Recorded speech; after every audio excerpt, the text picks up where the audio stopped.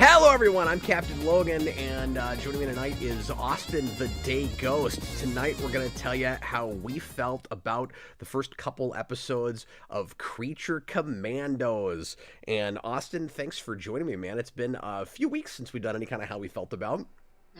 Yeah, no kidding. I mean, there's not really been much to talk about. I feel like this year, because I've had a pretty good year for new movies, and then I feel like we hit September like a brick wall, and I've had nothing since then. Yeah, and I have not been keeping up with very much new lately at all, with the exception, of course, of the occasional superhero things. And we've reviewed a few other things here and there. Of course, we still want to do the spoiler cast for Penguin, and I just haven't had a chance to finish that show and do a rewatch of the episodes that I have seen. So we were hoping to get that done before the end of the year. I don't know if that'll work out, but we will get to it at some point, I promise. And I mean, I don't know, I've seen the first 6 out of 8. Green sign flip. It's great. We'll talk about it eventually. But I figured folks would want to know how we felt about this and whether or not they should bother with it. We will do spoilers at the end of this like we always do, but I think this is one of those, Austin, where we might want to really put the emphasis on folks that have not bothered with it yet, just because this might not be an obvious watch for everybody. And folks that are kind of lukewarm or back and forth on Gunn, they might want to hear from us before they bother looking at it. People going, I mean, I guess it's technically the start of the DCU, but it's not costume superheroes. Maybe I'm not a horror person. Why should I care? Those kinds of things. So I think there's a lot to discuss here just in the should I or should I not bother category. Yeah, exactly. I mean, I think a lot of the talk has been about how it's kind of strange that this is the beginning of the new DC, but it really only is because it was already written. Right. Yeah, and so exactly, but this is for like a niche group. Like, we're not starting with something that's, for everyone, like Superman should I think that's the thing to say out of the gate, is just with 2 episodes under our belt, I don't think this will change after we have the full 7. This is, by the way, a real short thing. This is going to be a mini-series. I doubt if they do a season 2.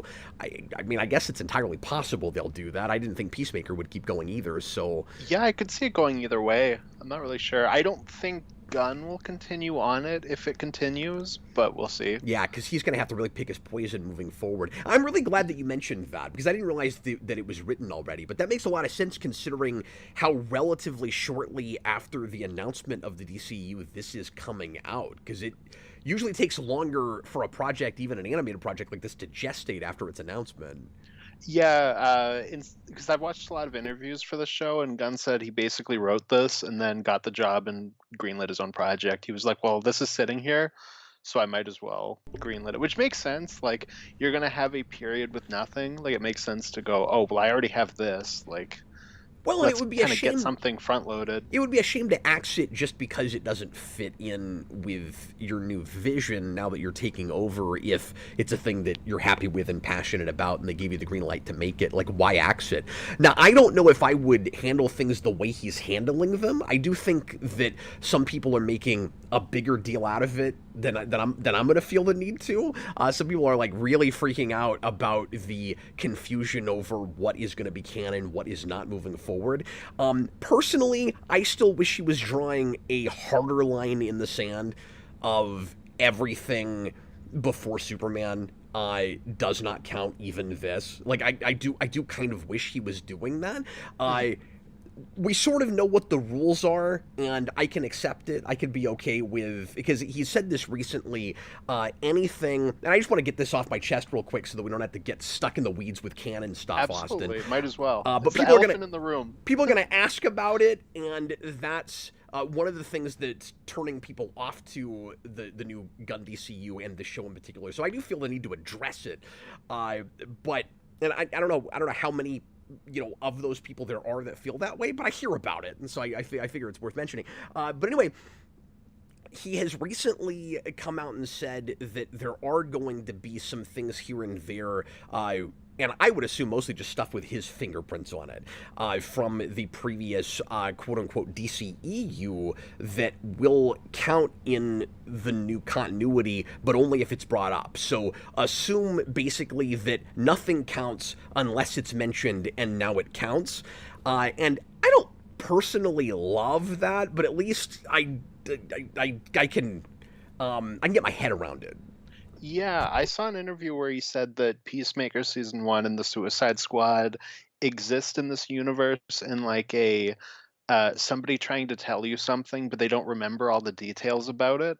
So it's like Yeah, that's a that's good way to kind of put where it. they exist in this canon.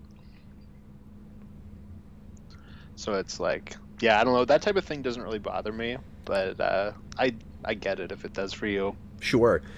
Uh, well, and it doesn't. I mean, like I said, I'm not freaking out about it like some people are, but I guess what's more annoying for me is just the confusion. It's this is how selfish I am. It's the confusion it's causing people that are making them not trust Gunn moving into this new universe, that think that it's going to be horrible and they don't want to even bother with it. And if it was more of a blank slate, I wouldn't have to hear about it. Yeah, for It's sure. just more of what where I'm like, I am, and I don't mean to sound horribly negative. The thing with this show that I'm just sick of is it's the start of the DCU. Ooh, it's such a big deal. It's a monumentous occasion. Like, no, it's not. It's a thing that he was already working. Now, I didn't know you had the whole thing written already. Yeah, But it's basically like an appetizer to this universe. I feel like is the way to But look like at it. he's reinvented it now to be the appetizer for the new universe. It was never supposed to be that. No, exactly. And yet, in some ways, it's kind of appropriate, only in that it gives you. I want to say a flavor of it, but obviously he's going to let a lot of people. He's going to let everybody do their own projects and have various tones throughout this. We know they're going to be pretty loose about. You told me the other day about an interview I hadn't even seen where he mentioned that they're not even going to be hard and fast about what cities and stuff have to look like. So he's going like extreme comic book with it. Yeah, I can't remember the exact quote, but it was something like, like this is my vision of Metropolis. Like somebody else comes in down the line, they're not going to be held to that. Like if it goes against what they see for their project, they can go against that. And I think that's really neat because it's, allows creators like a little bit more breathing room and freedom in the same way that like comics get. Yeah. And it'll be interesting to see how well that translates and how well the audience responds to it. But as long as the projects are good, even if that's weird for people, they will accept the projects they like. And hopefully, unlike the MCU recently, people will get the memo very quickly. You can cherry pick and watch the things that you want to watch, and if you don't care about it, you, for the most part, won't have to bother with it. Mm-hmm. And MCU Yeah, exactly. has not done a very good job of making that clear since Endgame. Yeah. No, that's absolutely true. But real quick, what I was going to say about this being maybe being an appropriate start for this is just that it gives you the sense that they're willing to try, different weird things. Like I sort of like, especially it just seems poetic, right? It being Gunn. I like they're starting with a project nobody's heard of. That it just kind of worked out that way, and if people like it, it'll suddenly be more mainstream. It's never going to be as mainstream as Guardians, but like it'll just suddenly be a thing that like people know about, and that seems like a very appropriate kind of starting place for this guy if he's going to run this universe. Yeah, exactly. I mean, it's very fitting. And I also, in a way, like.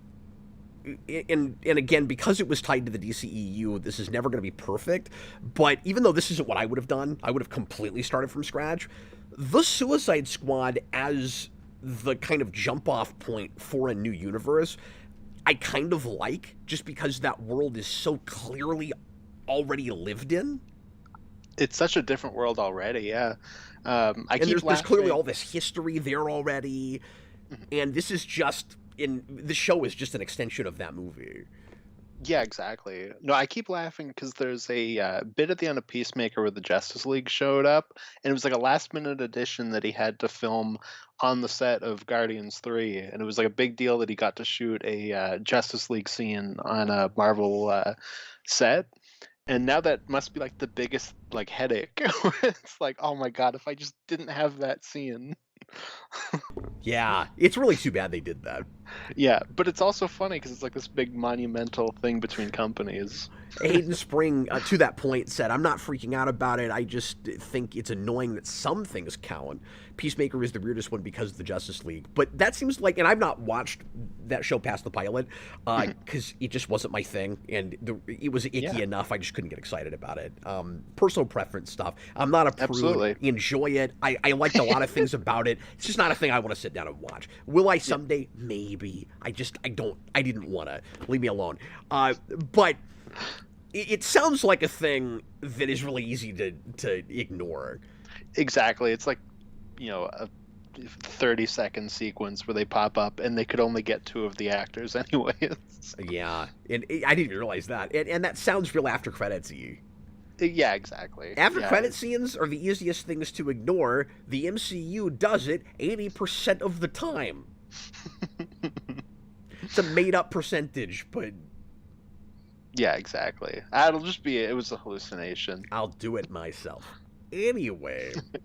So, I guess the most important thing to talk about, jumping off from that, is just... well, first of all, if you've not watched this and you liked the Suicide Squad, I would be shocked if you didn't like this. It's so much in the same vein, and it's very much a spin-off of that. So, like, it's got its own flavor, but there are a lot of not just clear story connections between them, but even, like, parallel story points and the like, locale choice is in just the initial situation reminds me a lot of the Corto Maltese thing. Like, it's very much like kind of picking up where that movie left off. Yeah, I feel like it's interesting because though the comics predate Suicide Squad, they're very similar in premise, I think. So it's like he took something that was like, okay, this is very much like Suicide Squad, and kind of matched them together, where it's like, of course, these things could be connected. Like, we didn't know that at the time because it didn't exist. But... Sure. And I'm personally so kind of burnt out on Suicide Squad as a concept, because it's just not my thing, that when this was announced that it had to be connected to Suicide Squad again, I'm like, come on, Gunn, there's other stuff, like, not everything has to be a team of misfits that have to learn to be friends or family. I am interested, I guess I'm getting ahead of myself. I am interested to see what direction that idea thematically goes with this show, Austin, because 2 episodes in, I can't really tell yet. Like, Guardians was a group of misfits that have lost their families that find family. The Suicide Squad was a group of misfits that their humanity is questionable because most of them never even really had family and were, like, shunned by society, and then they find humanity within friendship, but not family so much. What is this show gonna be? Because this is monsters that are looked at as not human, like going even way further than either of those two things, and it seems like a kind of lottery pick as to which person has what sort of background. It's very all over the place. Yeah, and I guess, like, format wise, it's hard to tell because it's only the first 2 episodes. But just from listening to press stuff, the second episode seems to be more of what the format of the show will be, where, like, each episode will be like, okay, here's this character, and we'll kind of delve into their backstory a little bit more. Well, I would argue that the second episode is already kind of getting out in front with that, with the background stuff for the bride. Well, that's what I mean. I just mean, like, if you only see the first 2, it's maybe hard to tell that just because the first doesn't have it. Well, and I also can't... I'm also wondering, just from that preview with the third episode, if and again, minor spoilers, but I'm wondering if that third episode is, like, mostly background flashback stuff for G.I. Robot, or if we really are jumping back and forth as much as we did in the second episode. It's hard to say. Yeah, exactly. It'll probably depend. But it looks like we're going to get kind of like all of their backstories. And the way that he's said it is that they're all, like, morally questionable, and it's not going to be the type of show that can have, like, the Yondu death, where, you have, like, a very emotionally impactful death where they, like, end up being a hero. And I'm interested to see how that plays. I'm also curious to know which of these characters and how many of them will end up getting live action portrayals down the road. Yeah, Because we obviously, know almost for certain that Rick Flag Sr. will. hmm but outside of that, who knows? I imagine David Harbour will as Frankenstein, Mm-hmm. but who knows? Like I said to you off camera, I feel like GI Robot would make sense in the Sergeant Rock movie if that's happening. Yeah. Yeah, I like that idea a lot. Arguably, besides, of course, Sean Gunn's characters, because they would have to be, mocap and CG characters, it seems like everybody that's voicing somebody in this could play their on-screen counterpart. I think. Yeah, It seems like they were maybe all cast that way intentionally.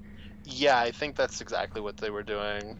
Even before we knew we were having a DCU, I could see I could see Gunn getting ahead of that and going, just in case I ever wanted to put them in live action, because kind of unusual, of course, to go to animation. Something else I should mention for people that have or have not seen this show. Personally, I was almost distracted by how easily it was to imagine this in live action. It doesn't really feel like an animated show in some ways, just because there's not a thing they're doing that couldn't be done in live action. And it feels like Gunn just wrote it the way he would write anything, which I really appreciated. But it's kind of like, I mean, I was reminded of Invincible constantly watching this, and it's got that in common with Invincible for me. Oh, okay, yeah. That makes a lot of sense, and it definitely does feel like animation was made just because it's a little bit cheaper, but which is not in, like, a fine. bad way. Do that Yeah, all day long. exactly. Because this type of thing, it's like, why are you going to spend like $200 million to put this like really niche team together that is probably not going to do especially well? Like, do it in animation. Yeah, and if too much of it has to be done on a green screen or with CG and mocap anyway, do it in animation. I know I've said this 100 times, but that was the big thing, and one of the reasons I like it so much. The first Spider-Verse movie taught me was, I don't need any of this in live action. Mm-hmm. Yeah, absolutely. I'm sorry, we're 20 minutes in and we haven't even started the actual how we felt about it. But Austin, even before we do that, you've been doing your homework on this, so I would love to hear a little bit about the background with this, about the comics, because you've read them all now. Yeah, well, so it's weird, and how the show compares. So it's weird because I haven't gotten to Frankenstein Agent of Shade yet, which is much more the iteration that this is building off of. Because the DeMatteis stuff, it's not even the same team. It's the same at premise. all. I didn't know that. No, that's 1980. Yes, so that original premise is the U.S. government goes, okay, what is like the big thing everyone's afraid of? What's the universal monsters? Like, we're in the 40s. Let's scientifically create them and then send them into war. So like, it's not even like we have a Frankenstein type monster, but it's not Frankenstein. Like, we have a vampire, we have a werewolf, and then we have like a soldier. And I remember when they announced this, I was like, okay, you took the guy that's just the soldier and made it Rick Flag Sr. That makes a lot of sense. I didn't even know there was a Rick Flag Sr.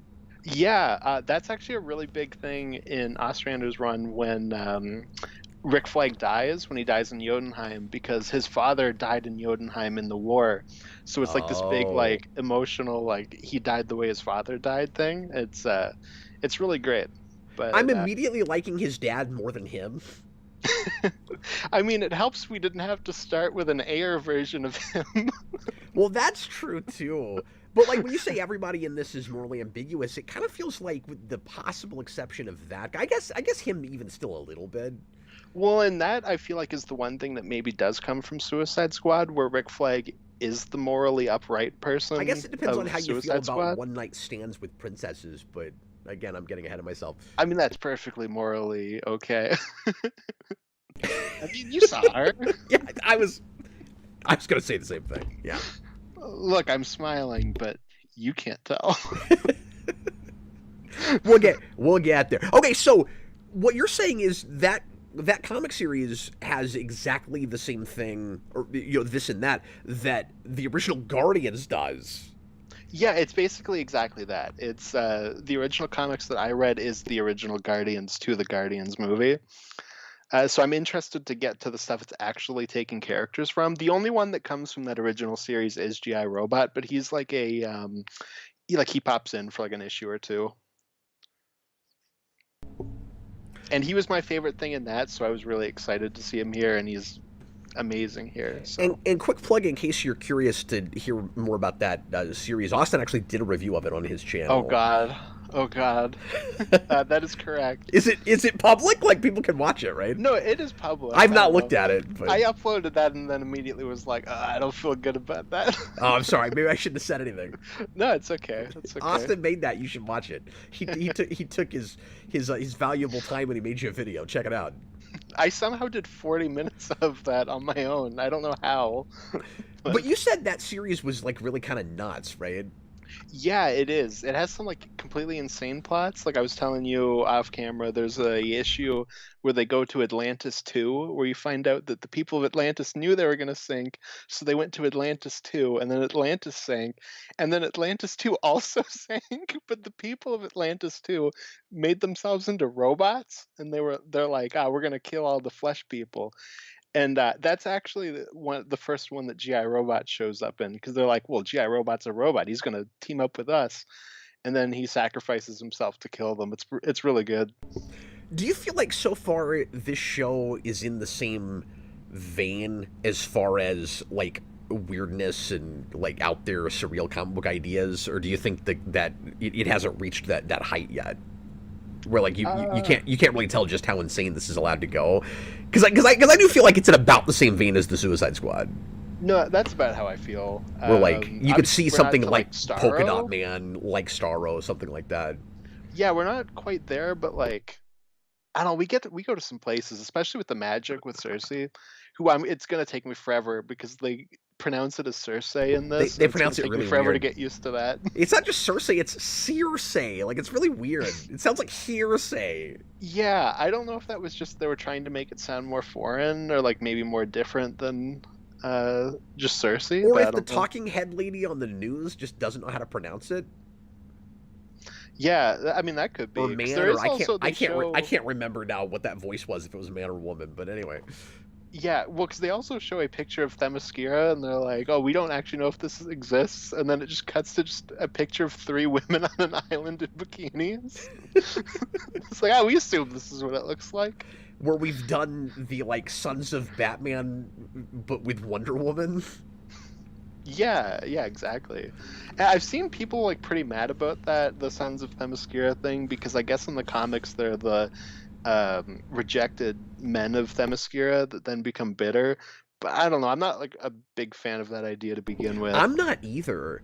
Yeah. No, I much prefer the idea that Cersei is like taking advantage of a cult. Like that's a cool idea. And I love that idea because I don't know if you know this, but she's supposed to be the witch from the Odyssey. That is who that character is. I didn't know that. Oh, well, that makes sense with that name, but I guess I didn't. No, I never put that together. That's a great idea. No, that's a great idea. Yeah. Yeah, no, I love that she's just taking advantage of this group of guys and being like, you're going to be my army. Okay, give us just a real quick setup for the premise of this and the character breakdown, and then we'll do our sign flips. Okay, yeah, so Circe, she has an army of guys that she's going to use to take over this country.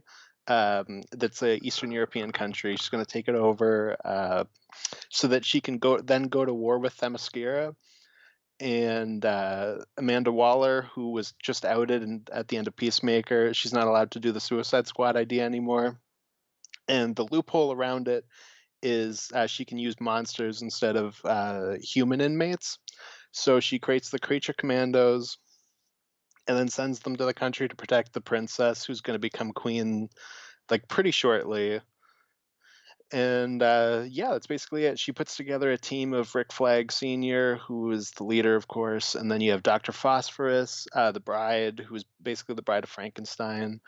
You have Nina Mazursky, who's like a fish woman. You have GI Robot, Weasel, of course, from the Suicide Squad.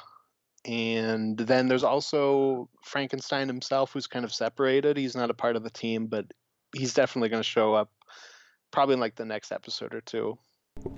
And hopefully this isn't too much of a spoiler, but I was looking on Wiki, and in the main cast list, not even recurring, but we haven't seen this character yet, unless somebody's pretending to be this character, but Clayface is listed. Yes, and he's in the trailer, and he is just TAS. Oh, that's right, he is! I forgot about that. TAS Clayface, but a little slimmer and gray, and I was like, oh, okay, they clearly love that old Bruce Timm stuff. Well, and we know that too because, like, apparently Rupert Thorne is in the show somewhere. Yes, he's going to be connected to Dr. Phosphorus's origin, and That the way makes it sense. looks from the trailer looks very TAS, where it looks like Rupert Thorne is going to screw him over and make him Dr. Phosphorus, which is which is just what he did to Matt Hagen with Clayface. So, yeah. So what you gotta? I think that was Thorne that did that, right? Or was it some other mob boss guy? It's been a while. It's been a while, but I think he does that to other characters, though.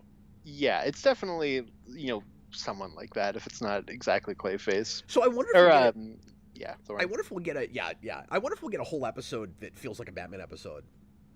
Oh, I hope so. We just do a lot of Batman stuff because Phosphorus is, to my recollection and understanding, he's basically just a Batman character. Yeah, exactly, and he's the basis for a Batman Beyond character. I don't know that show well. Is it Blight? I think that's like who's the main big bad of the first season? Yeah. Oh, okay. I knew that name, but I was like, I can't remember if it's that one. Yeah, Powers. Oh, okay, yeah. Because you have the Wayne Powers Corporation, because he owns Wayne Enterprises initially, and then it becomes a bad guy. And that show was a lot arcier at the start, and then it became more episodic later. Yeah, for sure. Oh, Robert says it was Daggett in the TAS episode. Yeah, that's right. That didn't sound right to me as I was saying it. I was like, I'm not actually sure if that's who it was, but Rupert Thorne also screws over lots of other people. Yeah, and actually it was Thorne with Two-Face. That's probably what I was thinking. Oh, true. That's so many of those TAS origins, though, where it's like, here's like the big, powerful, regular guy that kind of screws over the main villain. It's all because of mob crime and corruption. Exactly. So did you? I was writing a comment while you were talking about where you were saying part of that. Did you bring up Waller's whole loophole thing where like she's not allowed to use humans anymore? So yes, I did. Yeah, because that's part of the ending of Peacemaker's. Her daughter outs her. Oh, okay. So I didn't know where that came from. Yeah, or if that was like the big emotional arc for her. Okay. I didn't know if that was just like a new status quo or if that was something that happened there. I gotta say again, because I'm kind of burnt out on the whole Suicide Squad thing, I like that so far Waller is not a big presence in this. Like, she kind of just gets the ball rolling. Maybe we'll get back to her and we'll do stuff with her. I don't need that. And of course, she's supposed to get her own TV show later where she's on trial or whatever. So if that's still happening. From what it looks like, it seems like if we do go back to her, she's probably getting ridden out because. Are they not making that show now?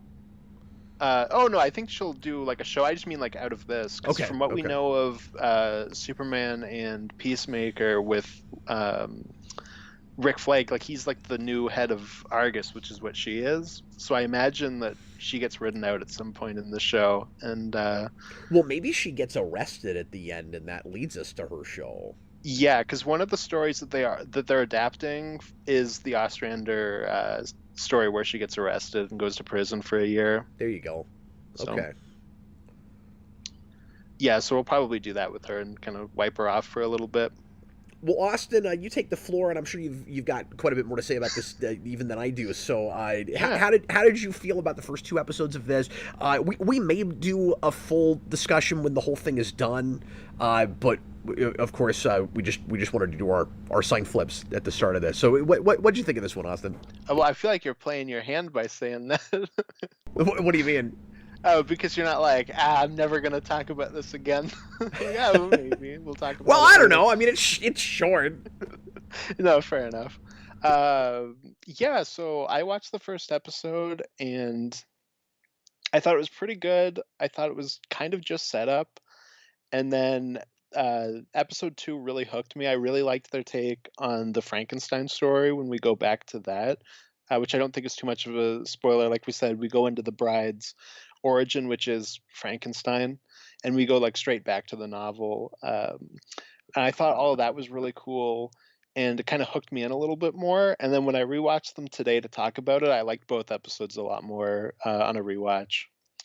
I will say the big characters I'm latching onto so far are the Bride, Rick Flag Sr., GI Robot, and Dr. Phosphorus. And then everyone else, it's not that I'm not latching onto them yet. It's more like I'm just kind of waiting for them to get their moment. And like I'm kind of ready for like to latch onto them a little bit more than I am currently. And I don't think that's necessarily its own problem, but those are my big characters so far. Do you have a best thing, worst thing? Just at the start, yeah. Do that. Best thing. I'm gonna say the animation on the action is really neat. I feel like it steps up in budget quite a bit. Where like it's maybe a little stiffer, like normally, not in like a bad way, but it like really kicks in during action sequences and gets super fluid. Oh, you mean comparing it to itself? Yeah, comparing it to itself. Yeah.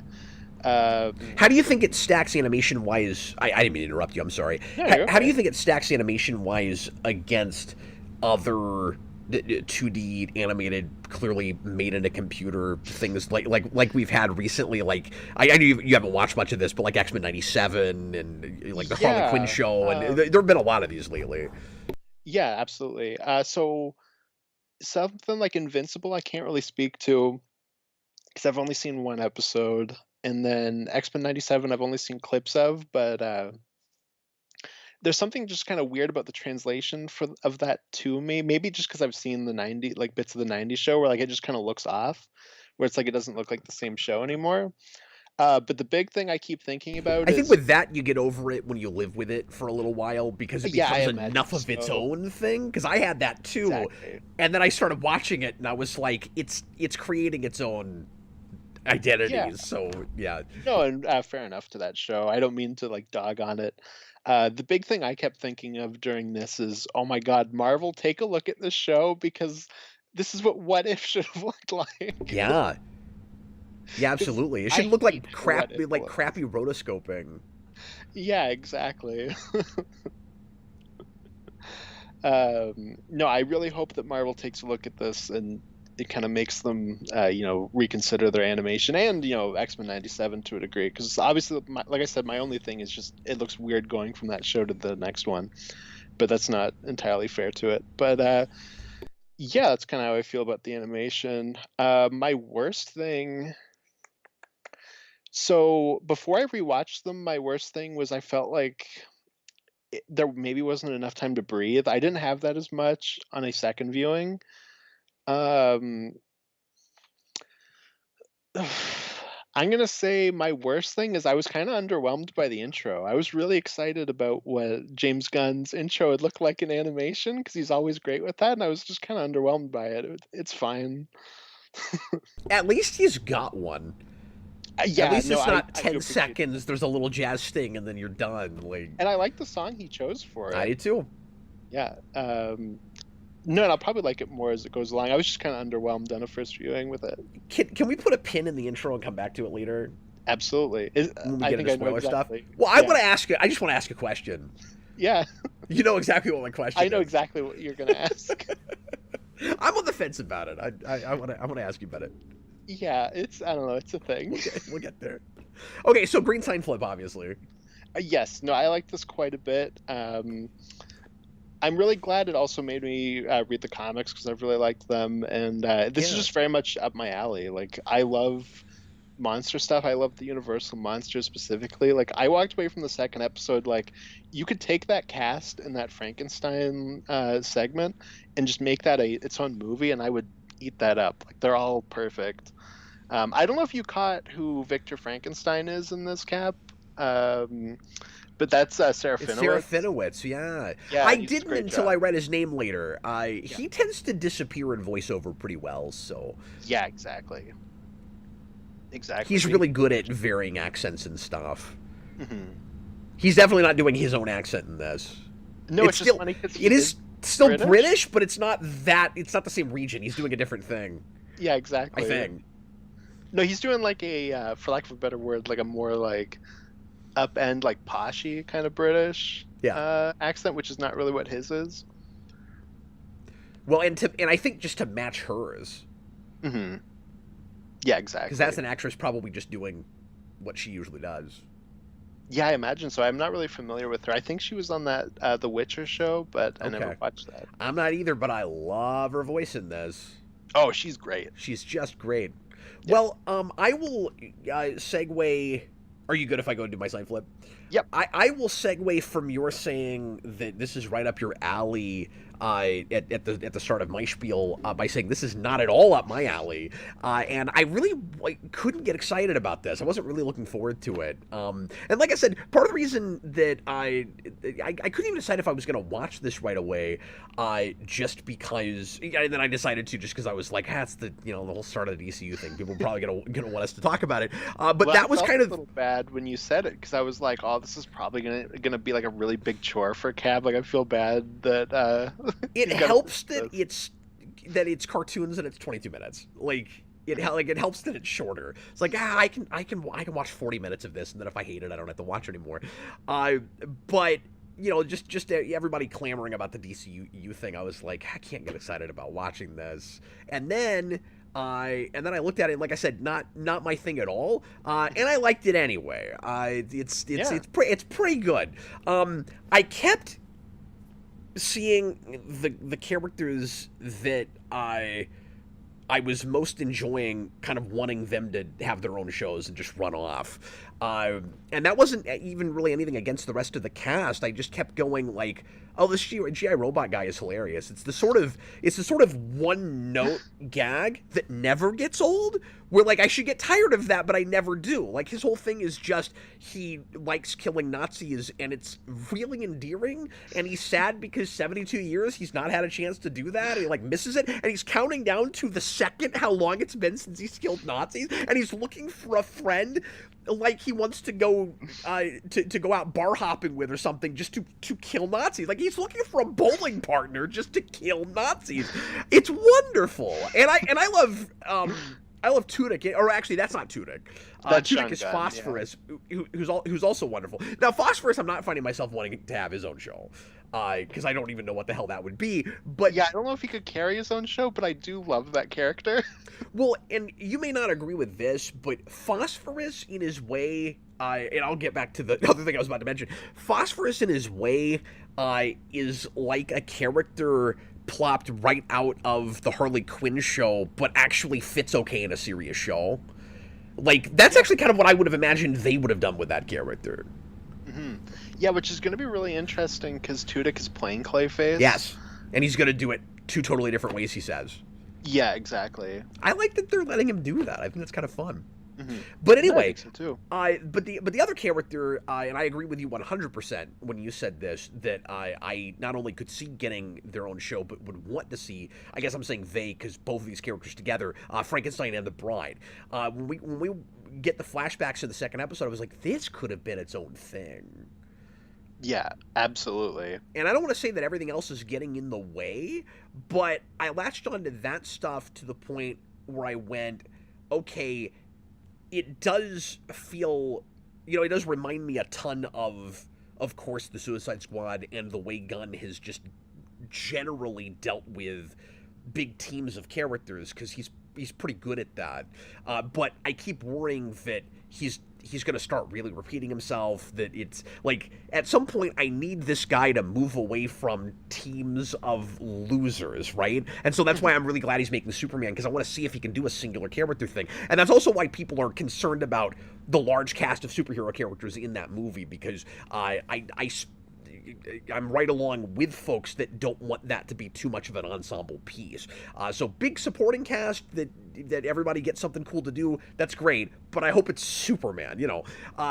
Absolutely. And I want to trust that it will be, but I'm excited to see him prove that. And with this, I kind of appreciate the fact that each of these characters is kind of running off and getting their own episode and getting their own things to do. So I'm sort of having best of both worlds with it, where it's it's not. It doesn't feel like it's exactly the same thing we've seen before, where we've got to see, and maybe eventually this whole team will come together at the end and they'll gel like a well-oiled machine. But like it's a team thing and it's not a team thing, at least at the start.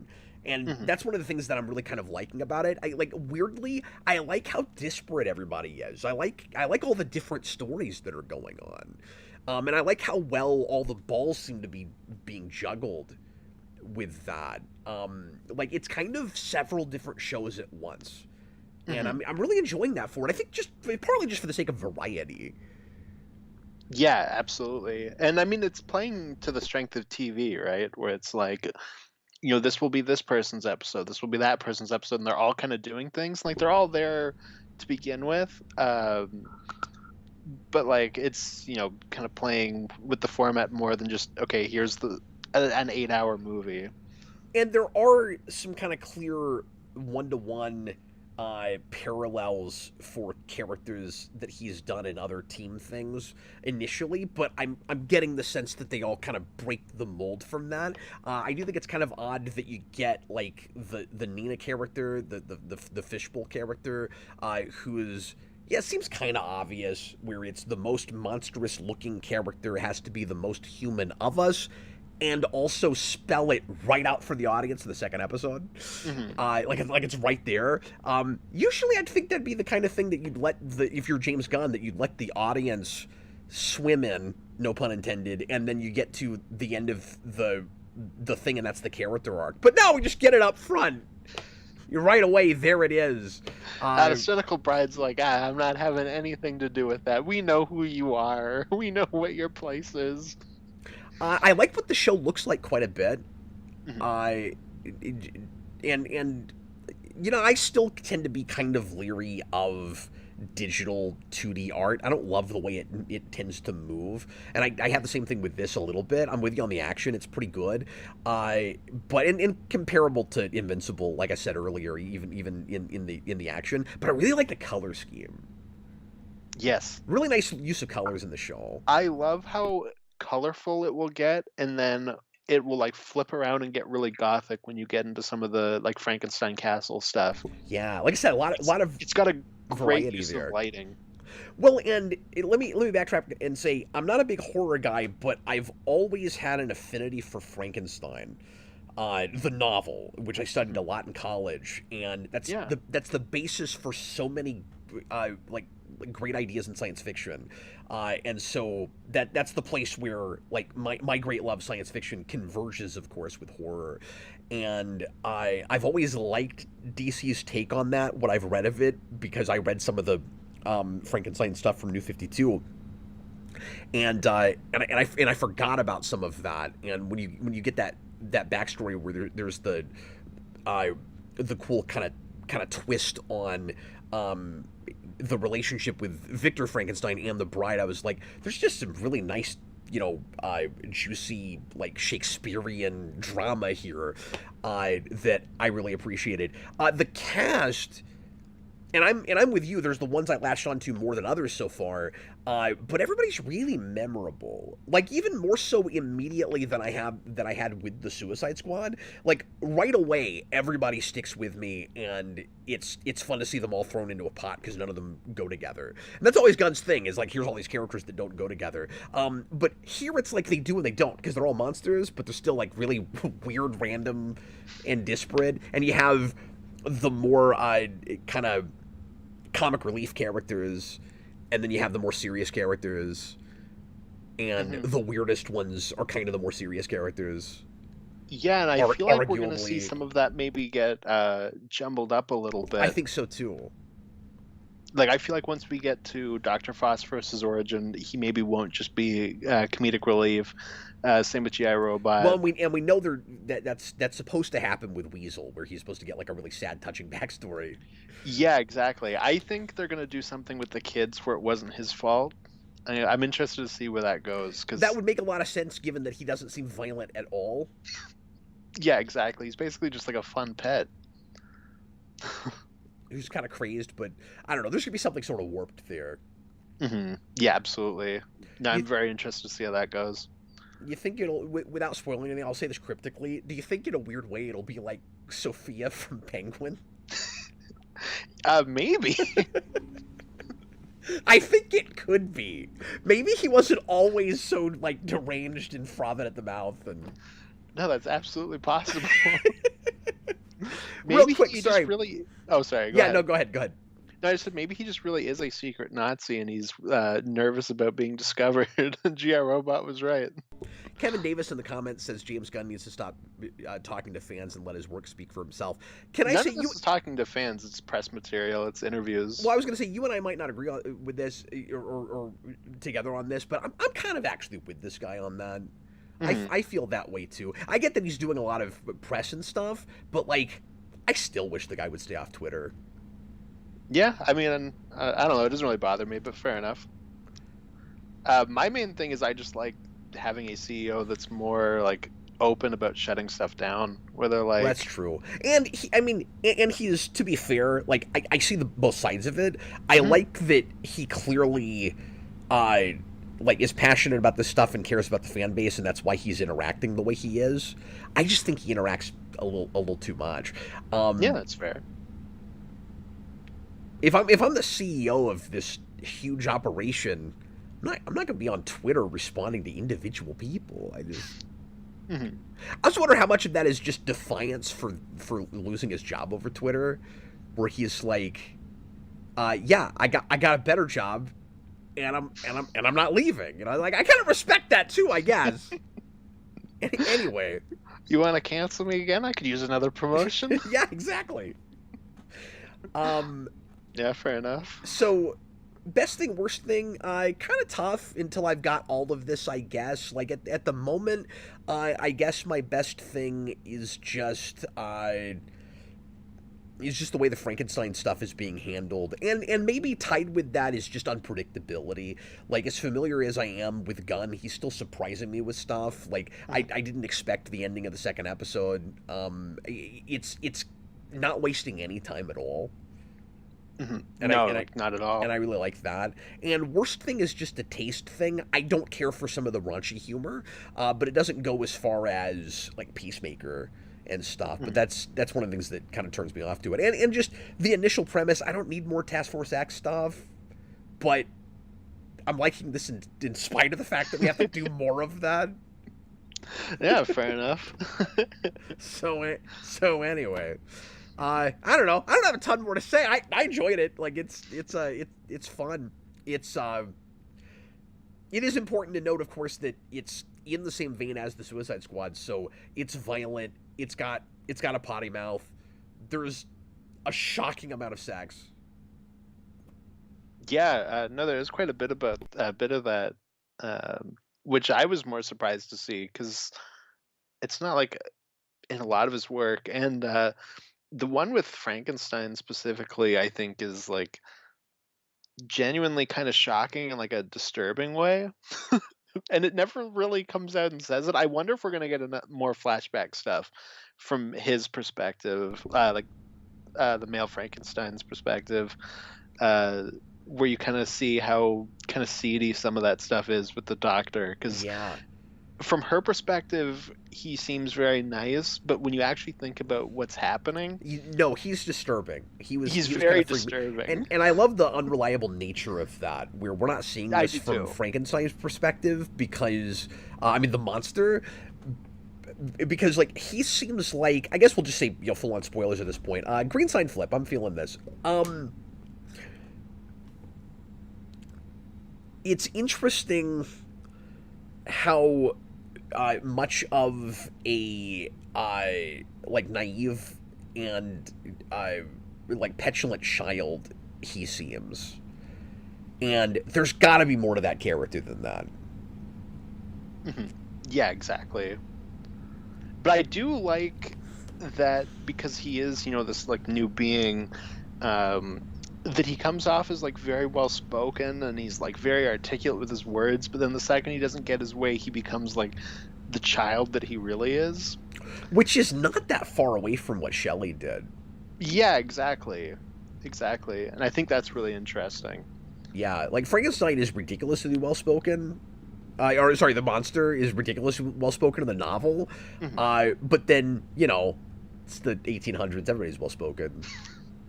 He's going into like soliloquies about love and like what it means to love, and then the bride rejects him, and he's like, "What do you mean? I want to love." Yeah, well, he should have been like, "What do you mean? I'm so introspective and thoughtful."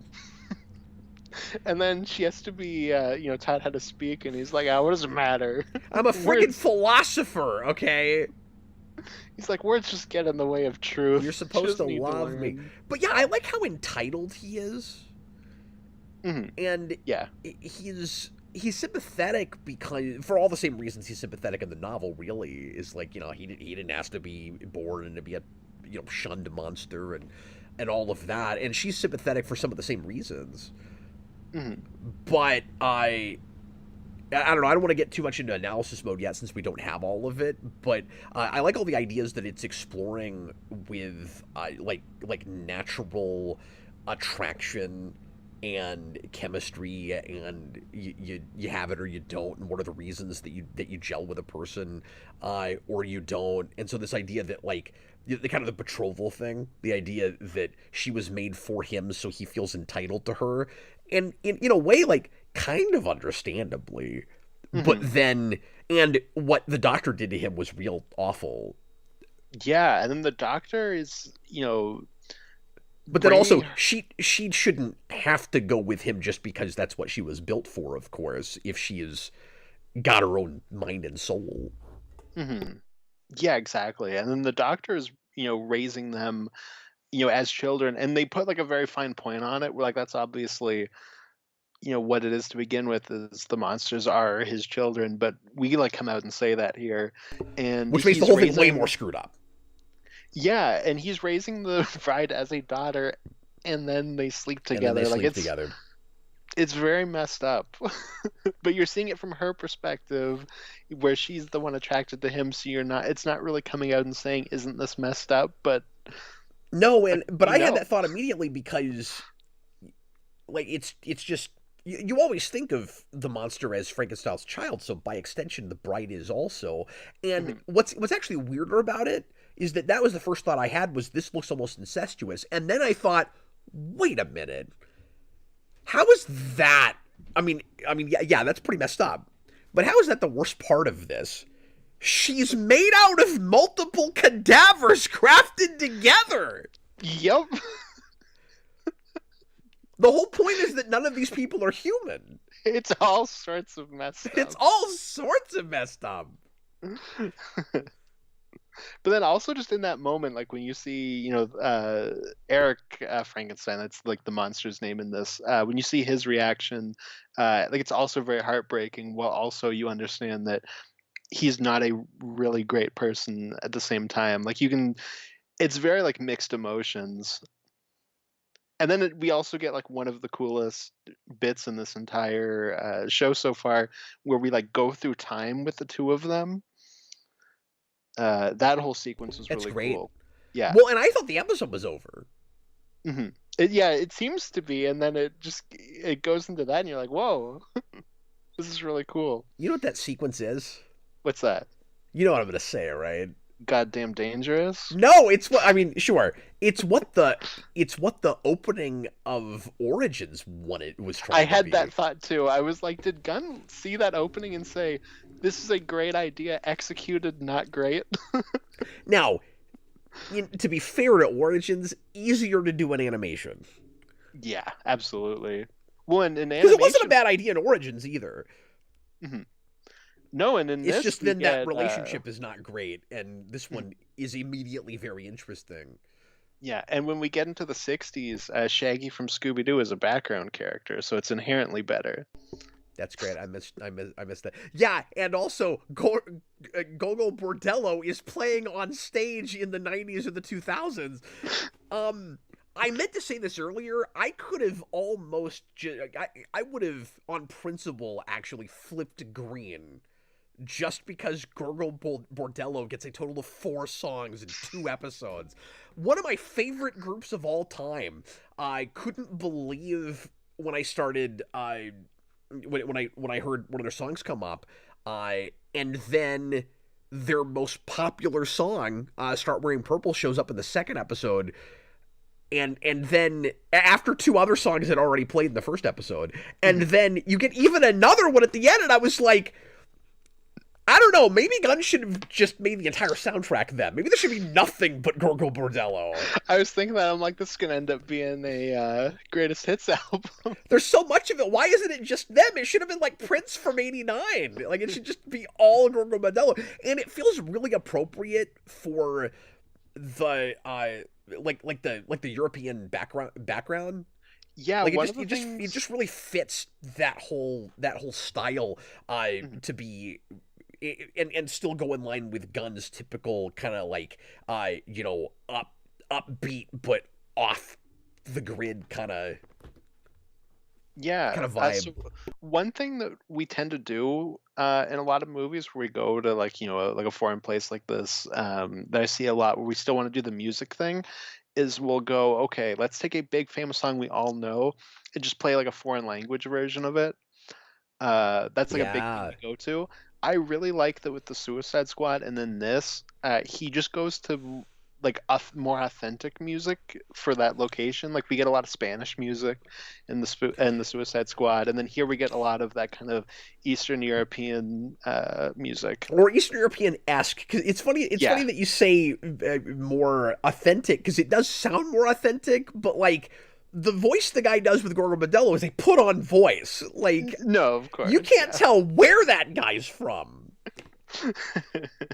It is hilariously ambiguous. No, absolutely. But I just really like that he does that instead of like playing I don't know, like a Russian version of like a Bowie song or something. No, me too. And I mean, that might still happen, but if there's not a Bordello song in every episode, I'm going to be really upset, because you don't give me 2 out of 7 and then never again. And if we miss one, there has to be like 8 in the next episode. Yeah, then at the end, it's like that Smallville episode with REM, where it's just all REM songs. Like, you do it through the entire episode. Yeah, exactly. I loved that. It made me very happy. And it's funny, I went into this for whatever reason not thinking about soundtrack, and I should have, because it's Gunn, but it just wasn't on my radar. I wasn't thinking about it. Yeah, and I like that, even if he's dealing with some similar themes and stuff, his soundtracks are all very different. Like, obviously, Guardians from, in the sequels are more similar, but like Guardians to Suicide Squad to Peacemaker to this are all very different types of music. Like, they're not even going to the same genre, really. Yeah, no, that's true. But still, a lot of it feels like stuff he'd pick, and I don't know how to explain that. Mm-hmm. Like, even for different types, it feels like he has a type. Yeah, exactly. It's like if Gunn had a litany of different girlfriends in his past, and they were all from different places in the world and different ethnicities, you'd still go, but he's got a type. I can still put it all together. It's kind of what it feels like with his music. One of them is a female GI robot, but that's still his type. He'd go for that. How wonderful is GI Robot? I adore GI I'm telling you, it's a one-note joke that will never get old.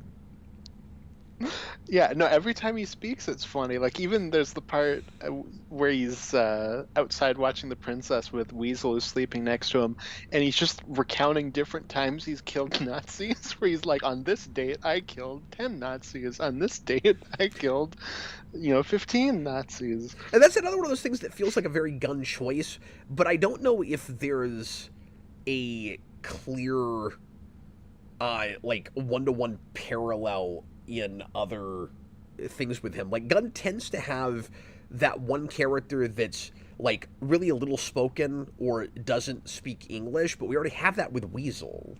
Mm-hmm. And that's not really exactly. GI Robot. GI Robot's kind of more because he speaks in complete sentences and stuff. He's kind of more the Drax, I guess. Mm-hmm. Yeah, he's and like I feel the closest you can get to. And I feel like while we haven't seen, the more dramatic side of that character yet, I feel like I can already tell where it's going to go with that. Yeah. Where, in the war, he is, this big, important guy amongst his fellow soldiers, helping them out, killing people.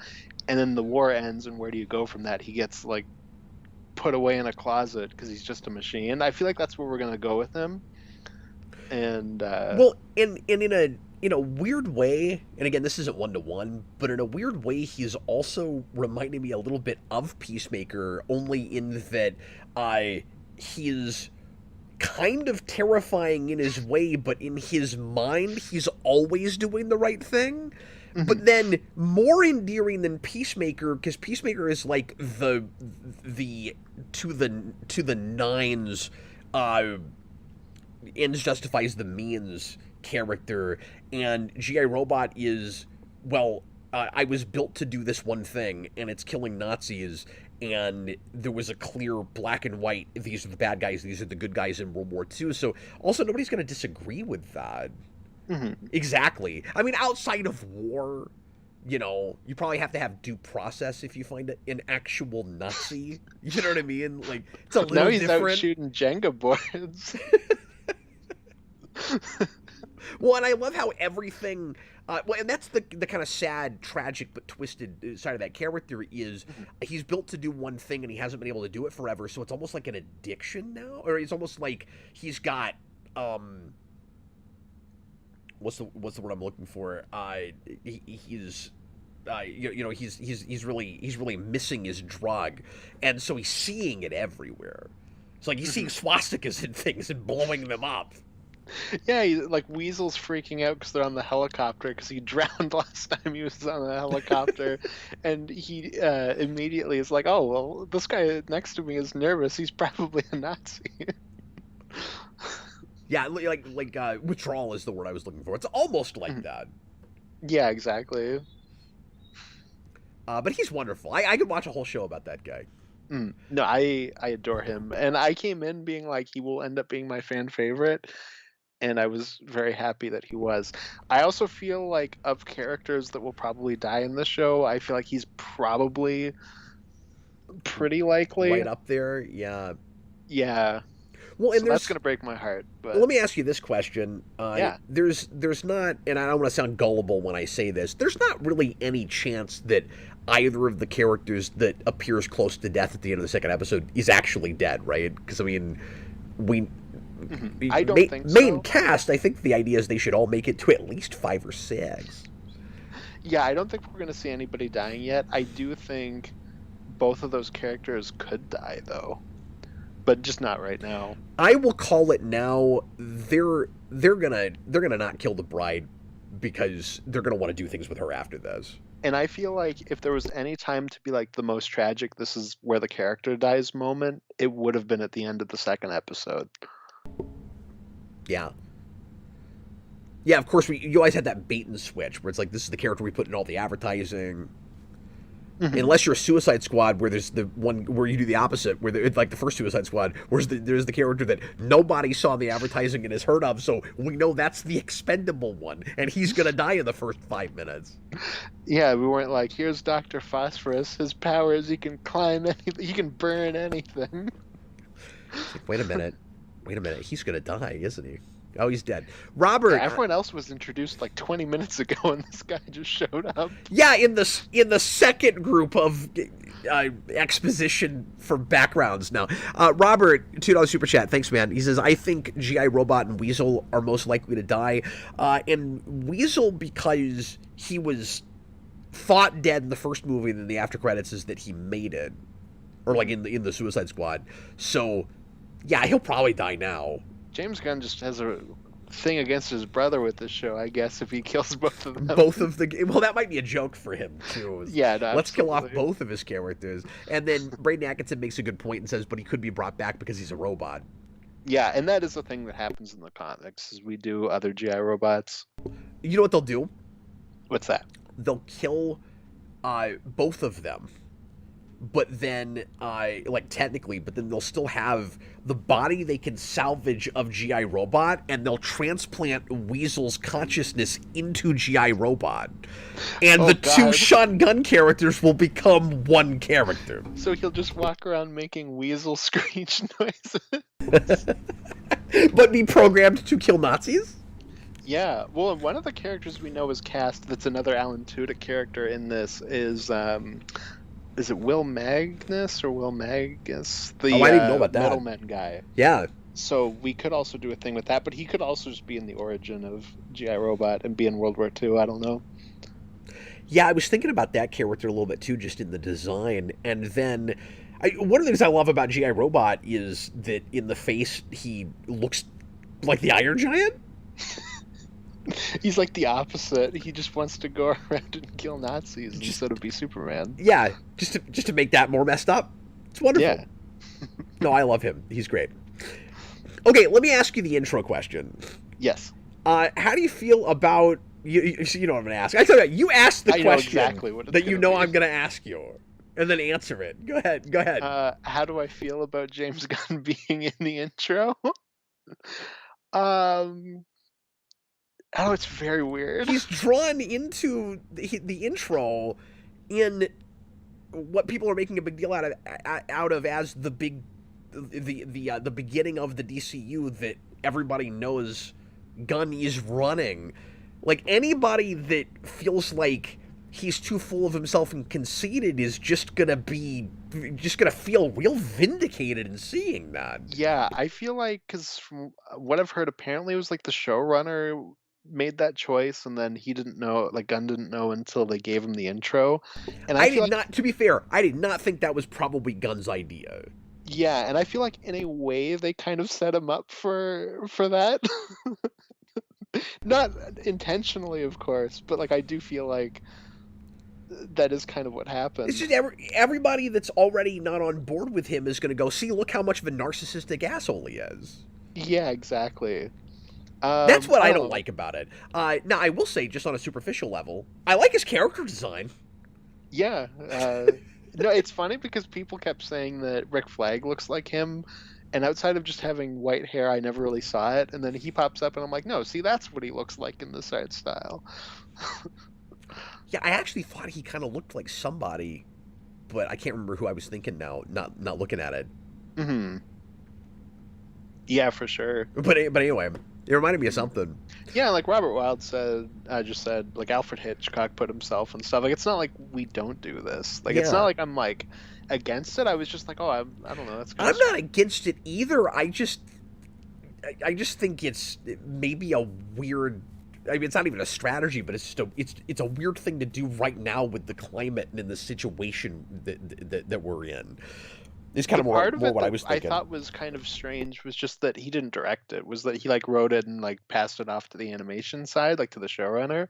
So that was like the part that I was like, oh, that's a little strange that they decided to do that. Oh, you mean that they decided to write him in when he's just the writer? Yeah, but it also makes animation's different. Like, if you're not an animation person, you're not going to direct an animation episode. No, of course. So I'm just saying, it kind of does make more sense for the writer to get put in there that way. And I was going to make the same point Robert's making. Like, when you did that with Alfred Hitchcock or with Rod Serling, like those aren't directors either. Like, it's all about the writing. Mm-hmm. Yeah, exactly. At least he's not, like, not that I had a problem with McFarlane doing this, but at least he's not like Todd McFarlane, like, walking out to a camera and making a 60-second speech before the episode starts. It would have been really funny, though, if you had an animated James Gunn doing that, like, just at the start of the first episode. I actually would have been fine with that. It would be funny, though, if he does pop up in the show and he's just a parody of the Grant Morrison, like, self-insert writer character. Dan's Den says Hitchcock did cameos a bit different. He does introduce the wrong man, though. Yeah, but Robert's probably referring more to his TV show, because he did show up at the start of every episode of Alfred Hitchcock Presents. And so it is a little bit more like that, like writing, and again, like Rod Serling, like you're writing yourself into your thing. Mm-hmm.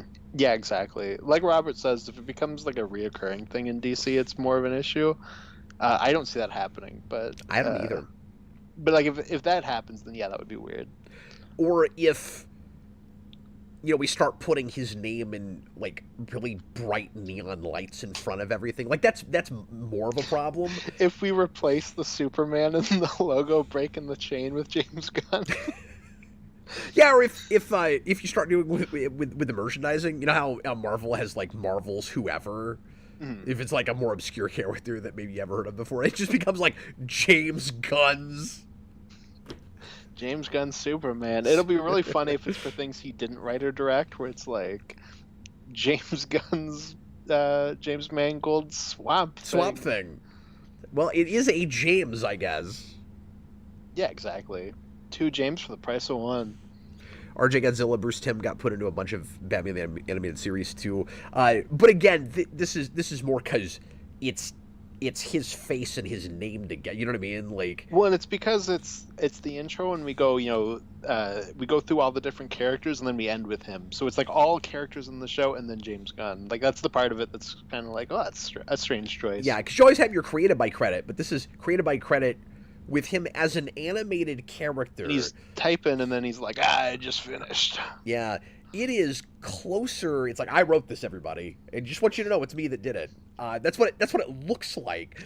Yeah, and, especially if you're like not on board and you're like, this guy. That's what I'm saying. Like an a-hole. Like, oh my god. It doesn't really bother me. I'm just surprised they did it. Is more where I'm coming from. I'm just surprised they did it with the climate with some people that are against this stuff. The thing that it's most like that I'm surprised neither one of us thought of right away is it's more like Stan Lee than anything. Mm-hmm. Yeah, absolutely. And there's a lot of animated and live action Stan Lee as himself showing up in things. Like, hopefully he starts popping up as narrators of like video games and animated shows. But he was like the face of a company, and it was really smart for them to do that. I don't know how smart this is, but I don't mean to make a big deal out of it. I was just surprised. Mm-hmm. He's at his laptop. I'm like more. By the way, he's got. If the real life James Gunn has that posture when he's writing, he's going to need back surgery in like 3 years. I was thinking that too because he's like hunched over. Yeah, you should write like that. I'm imagining him in a coffee shop, just like. Especially if he's written, like 2 TV shows and a movie like within a year like that. Like, no wonder he's going to need a break.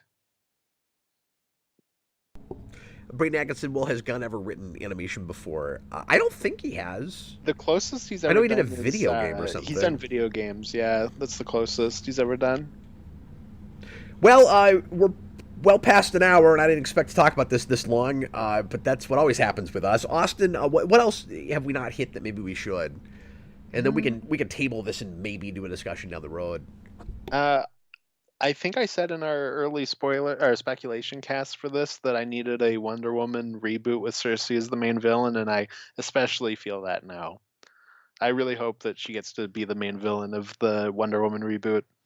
Well, another way in which this is oddly an okay start for your universe is that you're taking something nobody's ever heard of, but you're touching all these corners. You're doing a lot of world building. We are really familiar with, yeah, because we've already got Wonder Woman and Batman stuff, and so I'm curious to see if there's any like tinge of Green Lantern somewhere or any kind of cosmic anything. Well, and you said you saw the next time on for episode 3. Did you see the one they did for episode 1 where it's like next time on the rest of the show? No, I did not see that. So that we get Cersei like doing this like hallucination thing, and you see like it's like a hellish landscape where you have a bunch of heroes that are like dead in the area, and you have like Starfire. Wonder Woman's one of them, and she has like the classic costume, not the skirt. I was very happy. Superman, wow, cool. Captain Atom, like it's like a ton of characters that like we don't even know are appearing yet. Wow. Not that I think it will just be that in the show, but it's like we're doing like a lot of these characters do exist already in this world.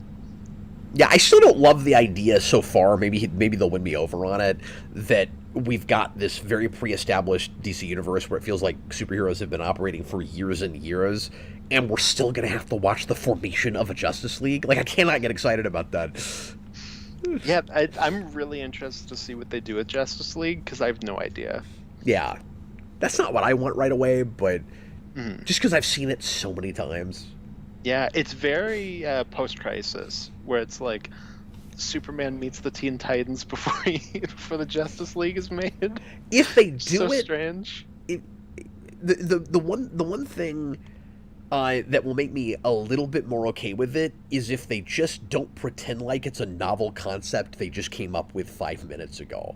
This idea of there have been other superhero teams, even just having like Suicide Squad and Creature Commandos and stuff, where it's a team like forced together by a government agent, is enough precedent for me to go, when you've got all these costumed people everywhere, it's really dumb to be like, you know what we should do? We should form a league. Like, as long as nobody has that line, and there's a reason that they haven't done it yet. Yeah, no, exactly. And it makes me really interested, too, to see what their Justice League movies look like, because the way they talk about it, just like the universe in general, we're not going to do the Avengers thing of, like, here are the event movies where everyone comes together. So, like, I feel like they're only going to do Justice League if somebody goes, okay, I have a Justice League story I want to do.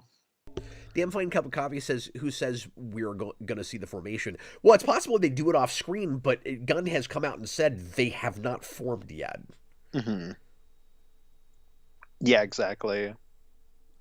Or at least who knows? that's what I've seen so far. Is I think he's still saying that, right?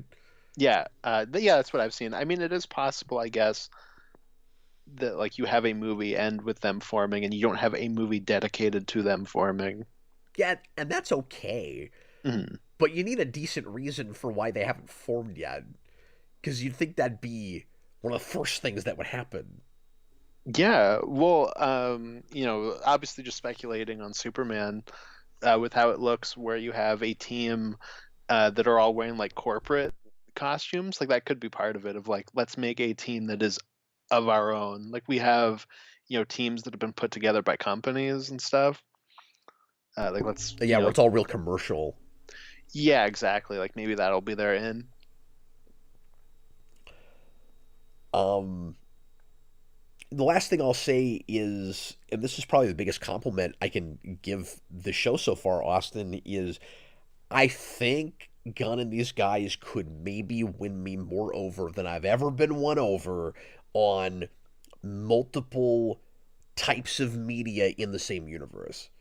I usually really resist that. Mm-hmm. And again, my big thing with the show is I had to keep reminding myself it was animated. Where it's like, yeah, if you're writing, because part of the thing is just your writing's got to be up to snuff.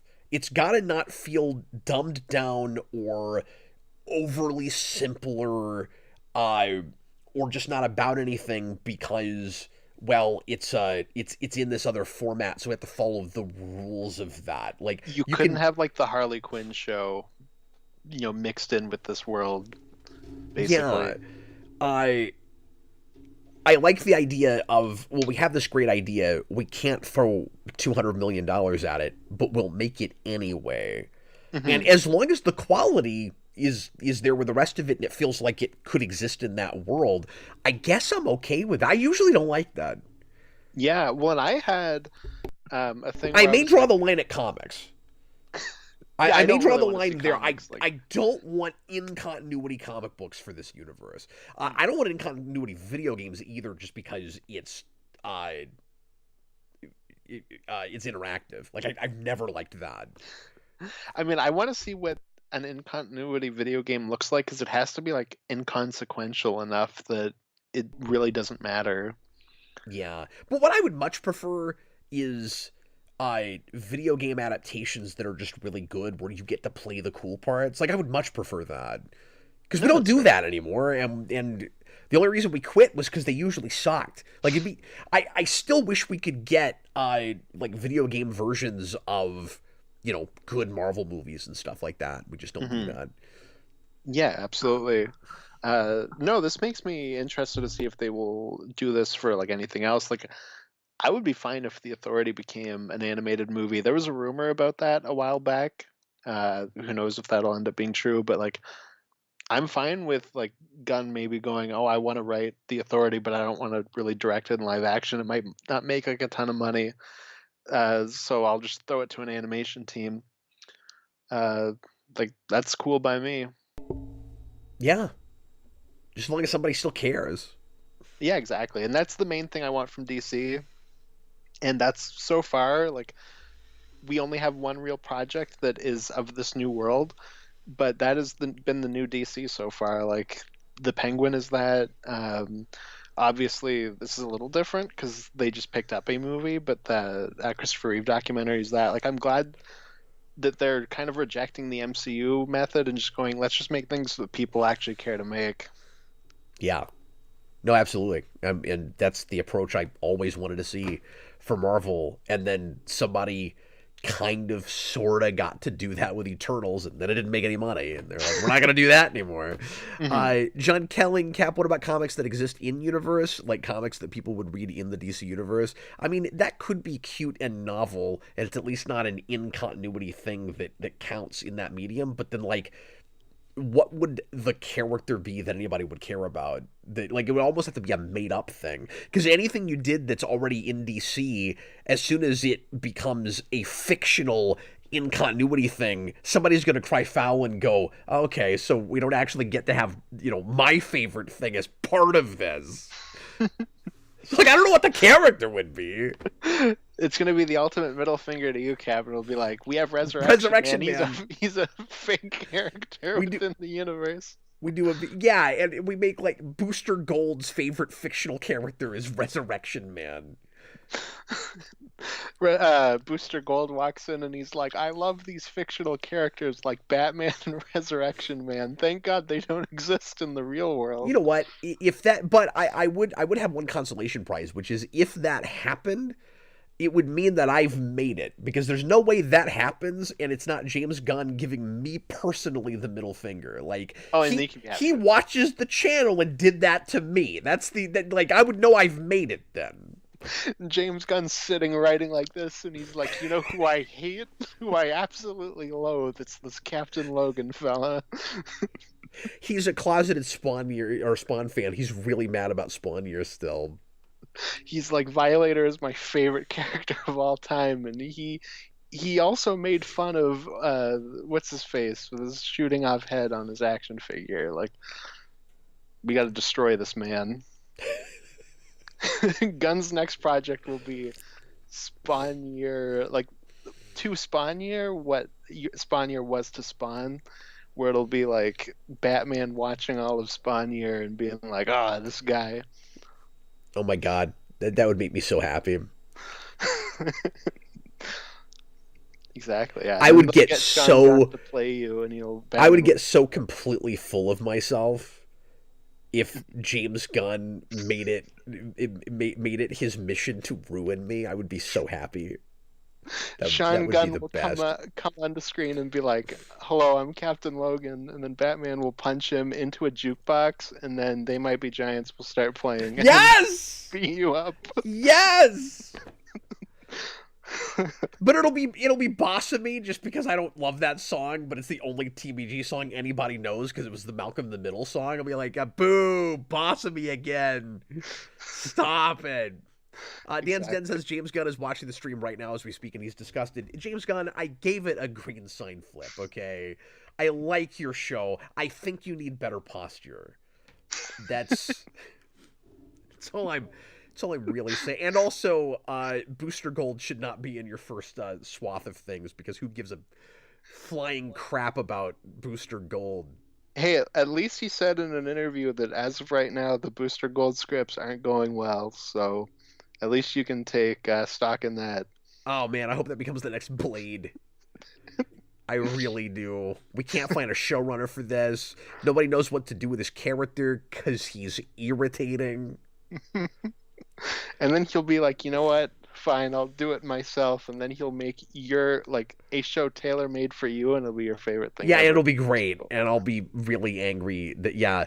No, what'll happen is that show, they won't be able to find any great idea to do with Booster Gold, and they'll finally stop and they'll go, fine, we're going to make a Skeets show.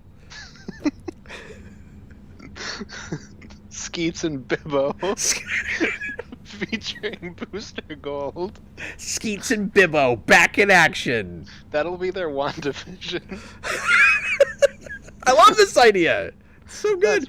It's a beautiful idea. Okay, I don't know why this stream is this long, but thank you guys for watching. Really appreciate it. I hope you enjoyed the show, and let us know if you're watching after the fact in the comments what you thought of the first couple episodes. If you saw it, of Creature Commandos, a show that just on title and premise I could not have cared less about.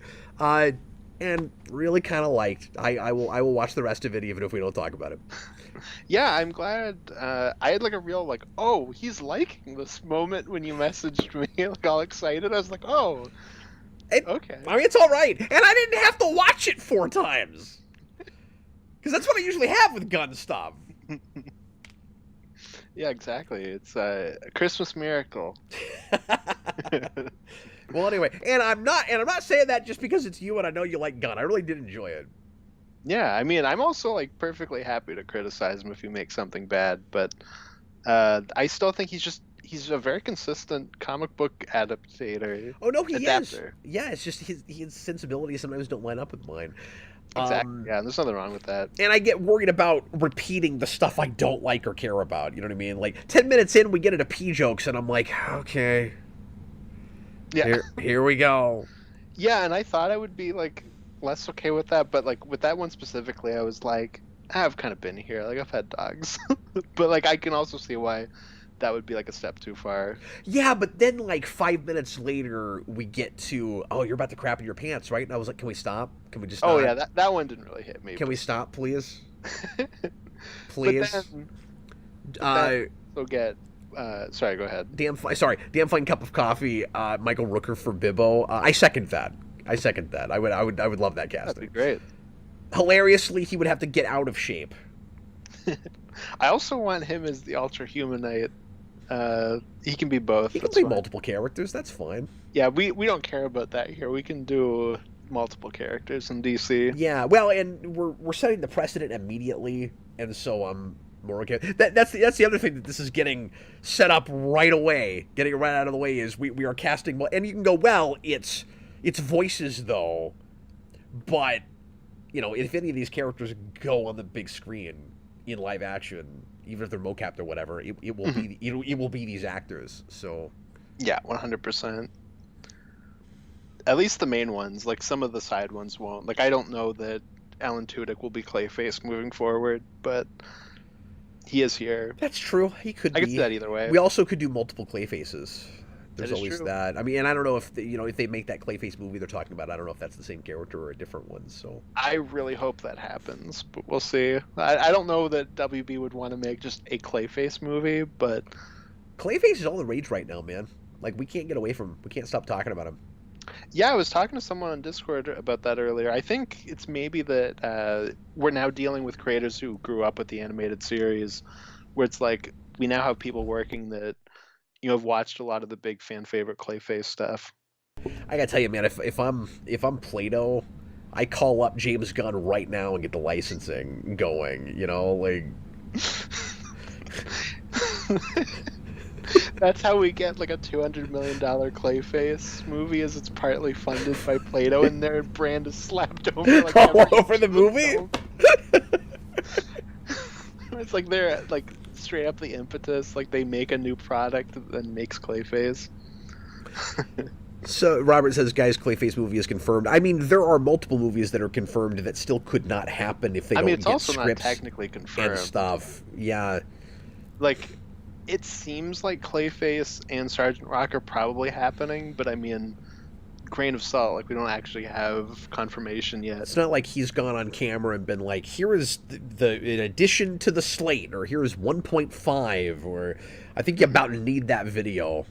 Yeah, and he's come out and said that there's stuff that like is either about to go into production or has been greenlit already that we don't know about, and it could be that, but like we don't fully know until we know. You know, I love the idea of things going into pre-production before we've even had them announced, and not announce a bunch of things and then they never get made. Now, he has announced a bunch of things and some of them might not get made, but I just like the idea that I don't think he had to do that. I don't even think we needed a whole slate like that. Mm-hmm. No, it definitely felt like something that was like they kind of had to get in front of like here are the things we're kind of initially working on. Was it just to prove like we have a plan, we are actually making things like? Yeah, I think so. Because to me, in a perfect world, you'd just be kind of radio silence, and then you'd start getting into some things about Superman, and then there would be characters in that movie where you'd go, "Oh, okay, they probably got you can see all the world building." But I get he's probably got, and it might have been his idea, but So he's probably got people at Warner Brothers breathing down his neck, going, "You've got to, you know, look at Marvel. They're putting out 28 things a day. Like you've got to." You got to prove to everybody we're doing stuff. So because Robert said it, breaking news, 20 minutes ago, the Clayface movie is officially in the works and coming out, or is filming in early 2025. Oh, okay, all right. Well, that counts as confirmation. Breaking news, literally it says 20 minutes ago. Okay, do you count that as confirmation? That's confirmation. It's a variety. They're like, this is happening, it's being filmed. Yeah, they've got a filming date. That's pretty well confirmed. I mean, those things change too, but it sounds like that's probably actually happening now. And I mean, the nice thing, because I think we can be pretty positive that it's not Alan Tudyk, but yeah, and Flanagan talked about how he pitched that to the old DCEU, and then I went, well, it's a shame they didn't greenlight that. Hopefully Reeves does. And then it was looking more and more like that wouldn't happen. So I was like, maybe Gunn will. And I'm glad it's actually happening. It's going to be hilarious that we're going to have a Clayface movie before a Batman movie. But I also just really trust that guy. So yeah, sorry guys in the comments that were telling us that that's confirmed. We didn't realize that that had just happened 6 seconds ago. Okay, if you are watching live right now, I am going to do another stream right after this. I may not go as long as I was going to, because this stream was longer than I thought it would be. But I'm going to do a game stream and play some of the new Power Rangers game that just came out yesterday, Reader's Revenge. It's a beat 'em up, so pop in, hang out with me if you're so inclined. Being this late, I couldn't get anybody here with me to play, so I'm going to have to do it solo. And Austin, I would have tried to get you to do it with me, but they have not done an online for Switch yet, so I got to do it alone. Damn online game developers. Because the last time we did one of those, it was really fun. Yeah, with Ninja Turtles. And this game, I'll tell you, is not as good as that, but it's in a similar vein. I mean, it's good, but oh, okay, cool. It ain't Shredder's Revenge, but it's good. I mean, so few things can be. Can you at least dance like you could in that? Actually, kind of, yeah. Or at least they have. Maybe Zach does a dance. I haven't tried him yet, but they have the. They have like the taunt things like they have in Ninja Turtles. They're not taunts, but they have the pose that you do that brings your power meter up. That is still there from Shredder's Revenge. Oh, okay. Oh yeah, I guess that's true. I guess Michelangelo is the only one that actually dances. I've just only played as Michelangelo. Yeah, they all do. Oh, everyone dances. They all do different things. But in this, like, I've been playing as Kimberly a lot. She seems like the best character to play as in the game. Partly because when you do Zoran, she's the only one that flies, and it's just easier to get around the screen. But yeah, when she does hers, she just like shoots her arrow up in the sky. So I haven't seen what the other one's doing. Yeah, I know for sure. John Kelling says he got beat up once. I saw that. It's not as fun in real life. I know one time this guy walked up to my girlfriend, punched her in the gut, and then threw her over his shoulder. It seems really cool in video games, but not really in real life. Yeah, or when somebody just picks up a pipe off the street, hits you with it, drops it, picks up a knife right next to it, and stabs you. No, it's like scary in real life. It's fun in Streets of Rage, but it's a little terrifying in real life. Exactly, and especially like where I live with all the meth heads, you see that a lot. It's Streets of Rage. Everybody, thanks for watching. Hopefully I'll see some of you guys in about 10 or 15 minutes. I was Captain Logan, and this was Austin, the Day Ghost. And Austin and I will be back with you tomorrow night for more of the top 100 favorite superheroes movie streams. And this is the only thing we're doing tomorrow, so we should be able to go a couple hours, I'm hoping. So maybe we can get a lot more of those knocked out. I don't even remember where we left off. I don't look on my either. list. What are we in the 30s or 40s now? I think we're in the 30s. I think so. Is it at all possible we could finish? Like, probably not. Probably not, but maybe. We might have enough repeats from before that we won't spend as much time on them, though, so... But we've also been bad with those where we just talk about them more. Well, it's been long enough. Sometimes I have to stop you, and I'm like, no, we've talked about all this already. We did Oh my that. god. Me saying we talked about it more just reminded me, I forgot to tell you this. So over the weekend, I visited my mom, and I went with her to pick out her Christmas tree. And we're like walking away, and you had to like put your tree up, and then they like wrap it. And my stepdad goes to grab the wrong one, and my mom goes, no, that's not ours. And I was like, but you don't understand. He wants it more, sir. And no one reacted, but I was like, I have to tell Cap about this. It's sad when there's not a knowledgeable audience member there, because all you need is one. Mm-hmm. Exactly. You just need the one person that's with you on it. What's No, annoying because is then I just looked foolish. and what's annoying is when that person's not paying attention. Mm-hmm. You know, because you say Goes right over their head. You know, there's They don't 5 catch it. people in the room and only one gets the reference, and that person will crack up, and everybody else will be over their head. And then you say it, and then you're put in the awkward position of having to say, "Did you even hear it? I did it for you. It was just you. Listen to me." You will listen to me now. See, not everybody would get that. Everybody here would get that. Yeah, exactly. Whatever. Thanks for watching, everybody, and we'll see you again real soon. Once again, I was Captain Logan, and this was Austin the Day Ghost. Good night, everybody. Good night, folks.